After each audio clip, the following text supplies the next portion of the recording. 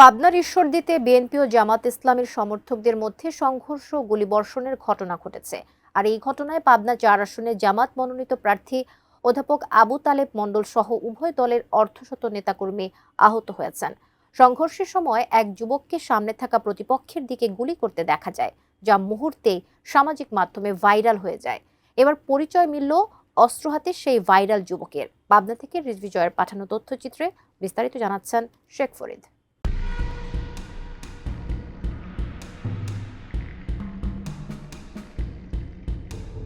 পাবনার ঈশ্বরদীতে বিএনপি জামায়াতের সমর্থকদের মধ্যে সংঘর্ষ ও গুলিবর্ষণের ঘটনা ঘটেছে।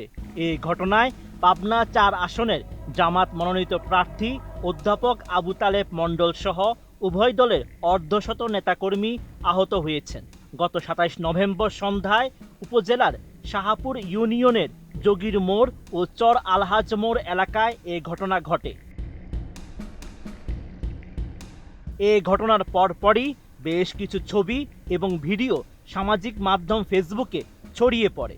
সেখানে সামনে থাকা প্রতিপক্ষের লোকজনকে উদ্দেশ্য করে এক যুবককে আগ্নেয়াস্ত্র হাতে গুলি করতে দেখা যায়। আগ্নেয়াস্ত্র হাতে ভাইরাল হওয়া ওই যুবকের পরিচয় মিলেছে। স্থানীয় সূত্রে জানা যায়, গুলি চালানো ওই যুবকের নাম তুষার মণ্ডল। তিনি ঈশ্বরদী পৌর শহরের ভেলুপাড়া গ্রামের আবু তাহেরের ছেলে। পাবনা জেলা জামায়াতের আমির অধ্যাপক আবু তালেব মণ্ডলের ভাতিজা মামুন মণ্ডলের অন্যতম সহচর এবং জামাতের সক্রিয় কর্মী তুষার। অধ্যাপক আবু তালেব সেও একজন সন্ত্রাসী। তার ভাস্তে মামুন মোল্লা সাথে সবসময় সার্বক্ষণিক এই তুষার যে সন্ত্রাসী কার্যকলাপ বিভিন্ন জায়গায় করে বেড়ায়, তারই ধারাবাহিকতায় কালকে চর আলহাজ মোড়ে আমাদের কৃষক দলের সভাপতি শাহপুর ইউনিয়নের তার উপরে আতঙ্কিক হামলা এবং গুলিবর্ষণ করেছে এই তুষার।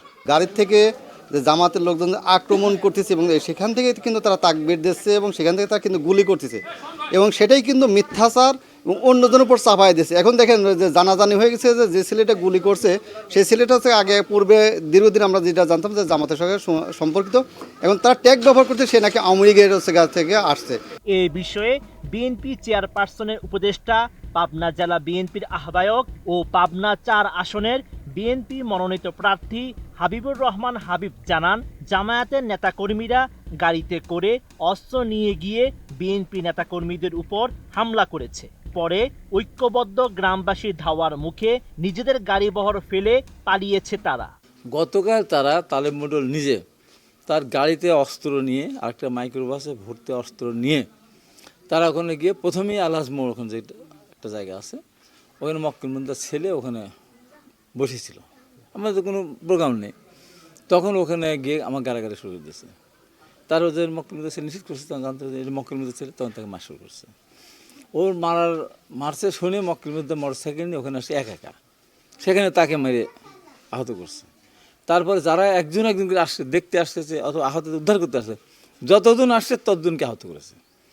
তখন পাড়ার লোক তারা ঘোষণা দিয়ে ঘেরাও করছে তাদেরকে।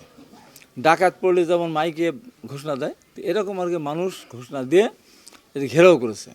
ডাকাত যখন পালানোর সময় গুলি করতে যায়, এরপর কেউ পালিয়ে যায়, কেউ মারা যায়, কেউ ধরা পড়ে, কেউ আহত হয়। ঠিক তেমনিভাবে এরা ডাকাতের মতো গেছে, গুলি যখন তার ঘেরাও হয়ে গেছে তখন তার গুলি করা শুরু করছে। এবং তালেব মণ্ডলের গাড়িতেই ছিল এই ছেলেটা। এর নাম তুষার, বাবার নাম তাহের। আমি বুঝি নির্মাণের শিল্প, সালাম স্টিল বোঝে ডিউরেবিলিটি। সালাম স্টিল, মোস্ট ডিউরেবল স্টিল। অন্যদিকে পাবনা ৪ আসনে জামায়াতের প্রার্থী ও জেলা জামায়াতের আমির আবু তালেব মণ্ডল জানান, জামায়াত ইসলামী অস্ত্রের রাজনীতি করে না। তাদের কোনো কর্মীর হাতে অস্ত্র ছিল না, বরং তাদের উপর বিএনপির সন্ত্রাসীরা অতর্কিত হামলা চালিয়ে অর্ধশতাধিক নেতাকর্মীকে আহত করেছে। আমাদের শান্তিপূর্ণ একটা প্রচার অভিযান চলছিল। সেই প্রচার অভিযানে অতর্কিতভাবে এবং পরিকল্পিতভাবে আমাদের রাস্তা ব্যারিকেড দিয়ে আমাদের লোকজনকে মারধর করা হয়েছে। এখন তুষার কে বা কি সমাচার আমি তো এটা আমার নলেজে নাই, তার সাথে আমাদেরও সম্পর্ক নাই। এই অস্ত্রধারী অস্ত্র তো তারাই গুলি করছে, আমাকে লক্ষ্য করে তো গুলি করছে।